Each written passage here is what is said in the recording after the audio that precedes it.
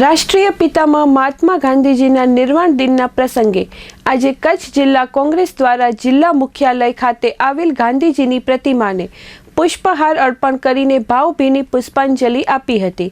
કાર્યક્રમની શરૂઆત ગાંધીજીના પાયામાં સ્વચ્છતા રાખી રાષ્ટ્રીય ગીત અને પ્રાર્થના સાથે કરવામાં આવી હતી। કાર્યક્રમ દરમિયાન કોંગ્રેસના આગેવાનોએ જણાવ્યું હતું કે ગાંધીજીના અહિંસા, સત્ય અને સમરસતાના સિદ્ધાંતો આજે પણ તેટલા જ પ્રસ્તુત છે। દેશના સર્વાંગી વિકાસ માટે ગાંધીવાદી વિચારોને જીવનમાં ઉતારવાની જરૂરિયાત વધુ વધી રહી છે।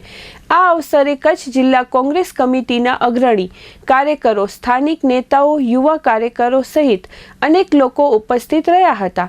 હાજર રહેલા આગેવાનોએ ગાંધીજીના જીવન અને વિચારોને યાદ કરીને શ્રદ્ધાંજલિ આપી અને સમાજમાં શાંતિ, સૌહાર્દ અને એકતા માટે કાર્ય કરવાનો સંકલ્પ વ્યક્ત કર્યો હતો।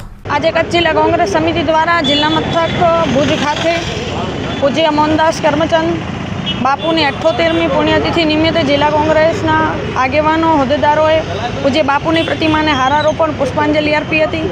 પૂજ્ય બાપુ અમર રહેના નારાઘોષ સાથે આ કાર્યક્રમ પૂર્ણ કર્યો હતો।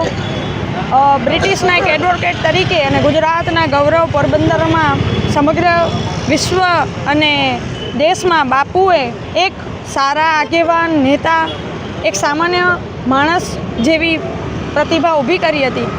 અખંડ ભારતના નિર્માણ માટે પૂજ્ય બાપુનું બહુ મોટું યોગદાન છે। કોંગ્રેસ પક્ષ માટે પણ બહુ મોટું યોગદાન છે। બાપુએ સાબરમતી, ચંપારણ અનેક આંદોલનો કરી અને દેશને એકતા સાથે જોડવા એમનું સૌથી મોટું આંદોલન મીઠા માટે હતું અને દેશ કેવી રીતે આઝાદ બને અને આ ગુલામોમાંથી મુક્ત બને તે માટેની બાપુની હંમેશા પ્રાથમિકતા રહી હતી।